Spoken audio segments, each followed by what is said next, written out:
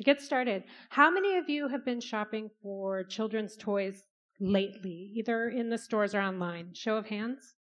Okay, a fair number of you. Well, for those of you that haven't, let me give you a sense of what things look like in the world of children's toys today.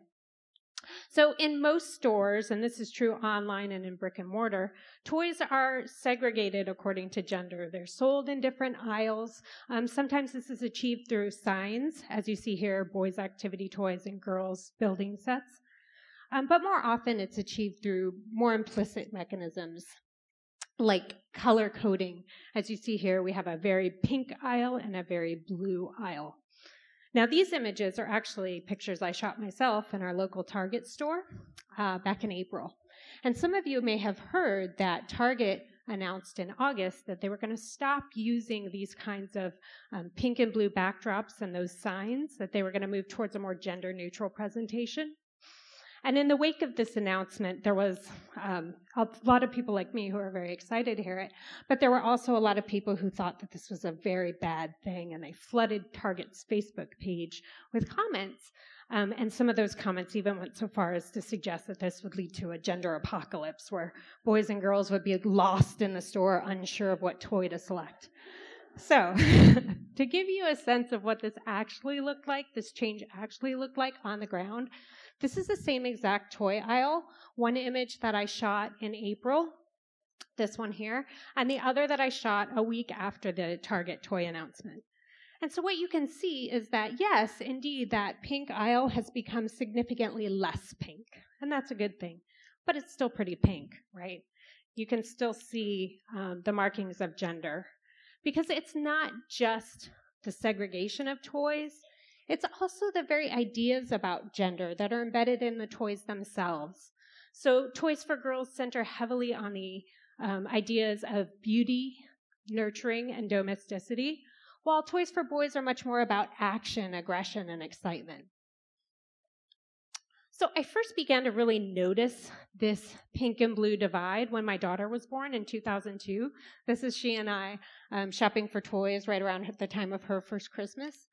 And what struck me when I went into the toy aisles was how very different it looked from the toys that I remember from my own childhood. So I was born in the early 1970s, and here's some of the toys that I played with as a child. I had Lincoln Logs and Tinker Toys and Legos, and I never remember thinking these were boys' toys that I was playing with. They were just toys for kids. And my favorite toys were these Fisher-Price Little People sets. We had this castle. The castle was super fun because it had a trapdoor on the top, and you could drop the figures down, and they would fall dramatically into a dungeon. And again, I don't remember thinking this toy had anything to do with my gender. In fact, if you look at this advertisement, it was marketed broadly to children, and the child in there looks to me a bit like a boy. So I don't remember things being the way that they were when my daughter was born. But I'm a sample size of 1. I teach statistics, so we know that sample size of 1 is not enough to make a generalization. And so I decided that I wanted to study this topic empirically. And in my dissertation research and now postdoctoral research here at UC Davis, I analyzed over 7,000 Sears catalog toy advertisements from various time points over the 20th century to try to understand how the gender marketing of children's toys had changed over time and why.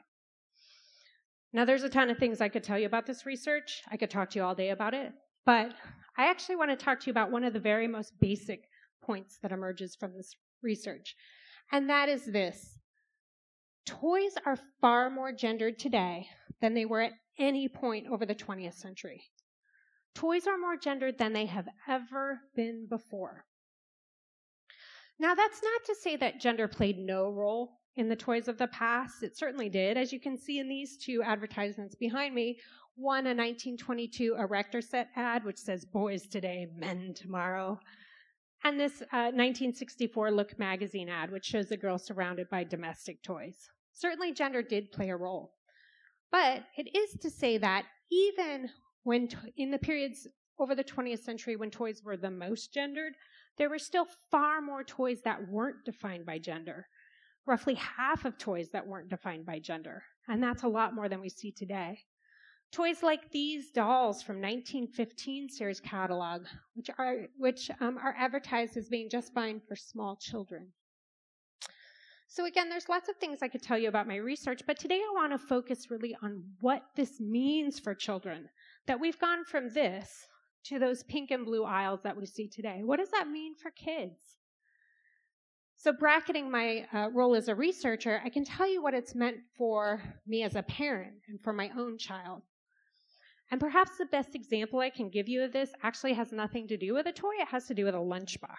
So it was about a week before my daughter's first day of kindergarten, and we were doing some school shopping, and we're standing in front of the wall of lunchboxes. And she was never a fan of the pink aisle, and so she pretty quickly rejected all the pink princess sparkles. But she also wasn't really a fan of superheroes, so she rejected the red and blue and black superhero themes, which left very little in the middle. But eventually she sees this pale green lunchbox, and it's really cool. It's a dinosaur-themed lunchbox that had a tail that Velcroed open, and so when you did, it made the shape of a dinosaur. And when she sees that, that's the one she wants. And I think, yeah, that's great. Well, she could already read at this point, okay? So as she's taking the lunchbox off the shelf, she happens to see the tag on the lunchbox, which says, plain as day, boys' lunchbox. And just like that, I could see the doubt cloud her eyes. And she began to say, I don't think I want that lunchbox. I'm not supposed to have that lunchbox. Okay, now you better believe that she and I had a long heart-to-heart in that store that day about how ridiculous this idea that this dinosaur lunchbox is for boys only, as if only boys can play with dinosaurs, as if half of dinosaurs weren't female, right? This is ridiculous. That this is an arbitrary decision that somebody has made that does not reflect reality. And yeah, she got that, and she did go ahead and get that lunchbox. But you know what? She carried those seeds of doubt outside of the store with her that day. And she carried them into the kindergarten classroom the next week. In fact, we had to continue to have this conversation over and over about how it was okay for her to like that lunchbox. This experience with the lunchbox was really emblematic of her later experiences with toys, with shoes, with clothing, where over and over she would feel like she had to kind of hide or sometimes abandon things she really liked simply because they were coded as being for boys. Either because she was afraid she might be teased for liking them, or increasingly in later years because she actually was being teased for liking them. And my daughter is not alone. All kids kind of have to abandon or deny some parts of themselves in order to fit neatly into those pink and blue narrow boxes. And for those kids that do resist, that do refuse to do that, the social cost can be incredibly high. In 2014, Michael Moronis was 11 years old, and he was an avid fan of My Little Pony. Now, My Little Pony is a product line and show designed for little girls, although it has a much larger fan base. And Michael loved My Little Pony, but he was bullied relentlessly for his interest in this product and show. And eventually, he could endure that bullying no longer, and he attempted to take his own life, 11 years old. Now, Michael's not alone. There are far too many children who every day have to endure harassment, teasing, and sometimes physical violence simply because they like something that's been arbitrarily coded for the other gender. It is needless and it is senseless. And beyond the unnecessary pain and suffering that gender-coded products create for individual children, which, by the way, should be more than enough reason for us to challenge it, but beyond that, they may have profound societal implications. We know from a wealth of social science research that the very same stereotypes that are the core defining feature of children's toys today, those gender stereotypes lay at the root of many of the processes that create and sustain gender inequality in the adult world. So gender inequalities like occupational segregation, the wage gap. We know, for example, that gender stereotypes can negatively impact task performance when they're seen as relevant. They can shape people's aspirations, how competent they believe themselves to be, and what they aspire to do. And this is true whether or not that person actually endorses the gender stereotype themselves. All that's necessary is for them to know it's out there and to know that other people believe it, for it to have a strong effect. And gender stereotypes can impact how competent others evaluate us to be. And so for all these reasons, the fact that gender stereotypes are the core defining feature of children's toys today should give us all pause. It should cause concern. Now, I want you to do a little thought experiment with me, and hopefully this will make it a little clearer as well. So I want you to imagine a little girl. Her name is Olivia. She's 4 years old. And Olivia likes a lot of different things. But among those things, she likes to go to the park with her mom and look at bugs. She likes to collect bugs. She likes to dress up in sparkly fabrics. She likes to go to the train yard in the afternoon and watch the trains shunt back and forth. And she likes to make pretend food for her stuffed animals. Okay? What does it say to Olivia when the toy aisles look like this? Or even a muted version of this? What does it tell her about what her interests should be? Which of her interests are available in the aisles deemed appropriate for her gender, and which are set off limits? Now, of course, Olivia can venture into the blue aisle to find a bug collecting kit or a train set, as my daughter had to do. But as my daughter's experience with the lunchbox demonstrates, having to do so plants those seeds of doubt. And when you think about those seeds of doubt, and when you recognize the fact that almost all science kits and building sets are found exclusively in the blue aisle, in the boy aisle, maybe it's not so surprising that women remain underrepresented in many science, technology, engineering, and math fields. Because girls are told from the very earliest of ages that those interests are for boys and not for them. And similarly, maybe it's not so surprising that men remain underrepresented in nursing and in many of the caring professions. Because again, boys are told from the very earliest of ages that those nurturing and caring characteristics are for girls and not for them. Okay, now let's go back to Olivia and imagine that instead of these pink and blue aisles, instead of choosing to gender segment the market in order to increase profit, as the toy industry began to do in the 1990s, imagine that instead they had deepened their commitment to creating products and marketing that was gender balanced and that was aimed at defying instead of reinforcing gender stereotypes, as was the case in these and many others of the advertisements I observed in the 1975 Sears catalog. What would that mean for Olivia or kids like my daughter, Michael Moronis? Well, instead of having to fit themselves into those narrow pink and blue boxes, abandoning or denying parts of themselves, they would be free to follow whatever interests they have, their diversity of interests. Because ultimately, all kids have diverse interests. Now, at this point, many people want to argue, okay, if you degender toys, that means limitation.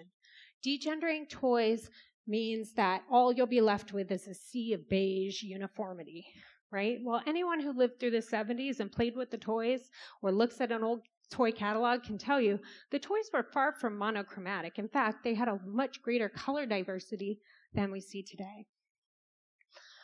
People also want to argue that degendering toys will mean that girls will no longer be allowed to play with pink dolls and boys can no longer play with blue trucks.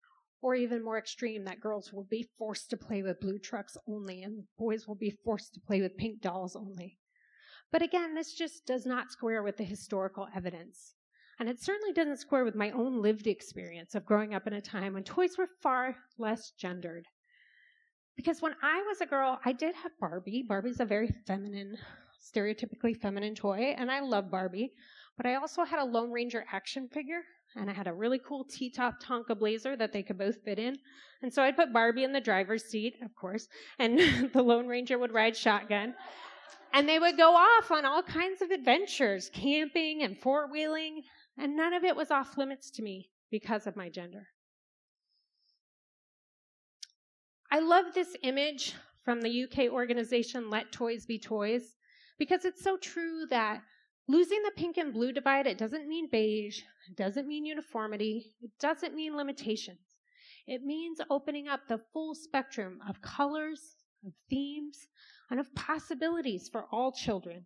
And ultimately, is that not what we want for our children? Don't we want them to have more options and not fewer options?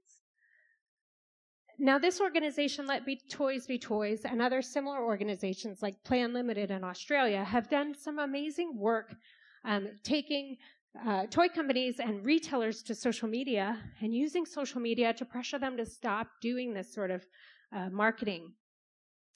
And that their success suggests that there is a call for something different. The fact that Target has made this announcement, and hopefully other retailers are to follow, means that there is a call for something different. But I want to argue to you today that if we truly want to move beyond this pink and blue divide, we're going to have to re-engage in some much deeper conversations that we were having in the 1970s. Because those toy advertisements I showed you, they did not happen in a vacuum.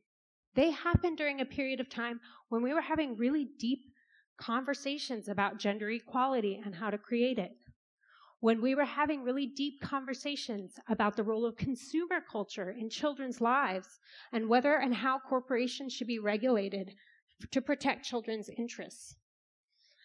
In the decades since, we've moved away from those conversations. And now the conversation almost always centers on the needs of corporations, the needs of the market, corporate profitability, or the responsibilities of individual parents.